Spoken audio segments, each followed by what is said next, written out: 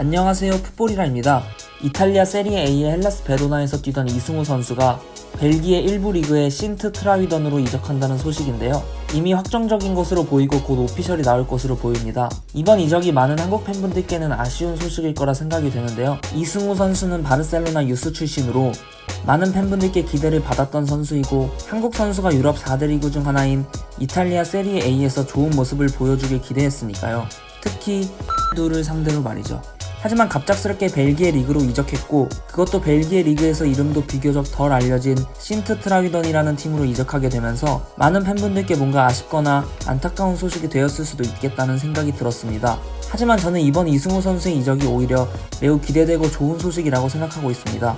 이번 이적이 꼭 필요했다고 생각하고요. 그래서 이번 영상을 통해 이승우 선수의 새로운 도전에 대한 제 생각을 한번 말씀드리려고 합니다. 그리고 댓글을 통해 여러분의 생각도 한번 들어보고 싶고요. 그럼 바로 시작해보겠습니다.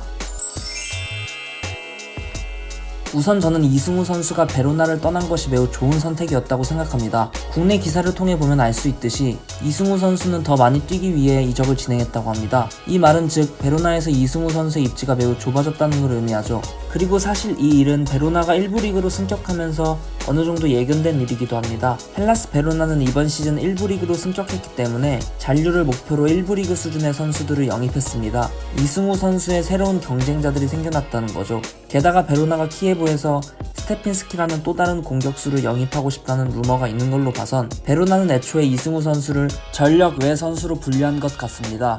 시즌이 시작하기 전에 등번호 9번을 준 건 떠나보내기 전에 유니폼을 하나라도 더 팔려 했던 것인지 뭔지 그 이유는 알 수가 없네요. 이번에 승격하면서 새롭게 데려온 이반 유리치 감독 또한 이승우 선수가 팀에서 입지를 다지는 데에서 악재였다고 할 수 있습니다. 3-5-2 포메이션을 기반으로 무게중심을 뒤쪽에 두는 수비적인 축구를 하기 때문이죠. 지난 시즌 후반기 막판에 임시 감독이었던 알리에티 감독이 재계약을 했더라면 얘기가 달라졌겠지만, 유리치 감독은 이승우 선수와 성향이 매우 맞지 않았다고 생각합니다. 그리고 사실 유리치 감독 밑에 남아서 경쟁을 했다 하더라도 여전히 걱정이 앞섰을 거라 생각합니다. 유리치 감독이 한 시즌을 버텨낼 수 있을지 의문이기 때문이죠. 지난 팀인 제노아에서 이미 여러 번 실패를 겪었던 감독이고, 베로나 팀 자체가 강등권에 있는 팀이라 지난 시즌 그로소 감독처럼 중간에 경질될 가능성을 배제할 수 없습니다. 정기적인 출전과 안정적인 입지가 필요한 이승우 선수에겐 절대 좋을 리가 없는 팀인 거죠.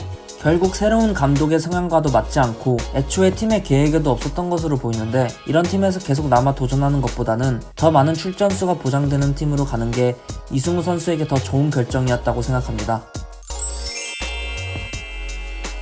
이승우 선수는 냉정히 말해서 이탈리아에서의 2시즌 동안 성공적이지 못한, 아니 실패에 가까운 모습을 보였다고 할 수 있습니다. 경기력이나 체력, 공격 기여가 좋아졌다 하더라도 공격수임에도 불구하고 2시즌 동안 2골 3도움밖에 기록하지 못했으니까요. 공격수는 골로 말해야 한다는 말이 괜히 나온 게 아니죠.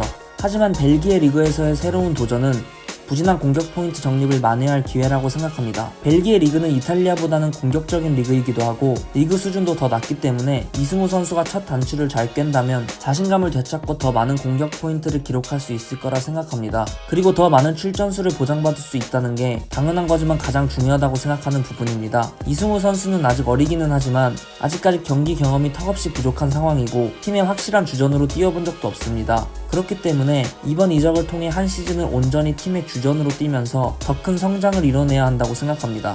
신트 트라이던은 이승우 선수에게 등번호 10번을 제시했다고 하고 이적료와 연봉 모두 클럽 역사상 최고액이라고 하는데요. 베로나에서와의 차원이 다른 대우라는 것을 알 수 있습니다. 그리고 현재 신트 트라이던은 일본 기업이 소유하고 있고, 또 베트남 메시라 불리는 꽁푸엉과 일본 선수 3명이 1군 스쿼드에 자리하고 있기 때문에 이승우 선수가 적응하기는 훨씬 수월할 것으로 보입니다. 이승우 선수가 벨기에 리그의 신트 트라이던을 선택한 것은 꽤나 힘든 결정이었을 수도 있다는 생각이 듭니다. 세리에 A에서 벨기에 리그로 가는 것은 실패를 인정하고 꽤나 큰 다운그레이드를 받아들여야 했을 테니까요. 하지만 저는 이 선택이 꽤나 기대되는 선택이라 생각합니다.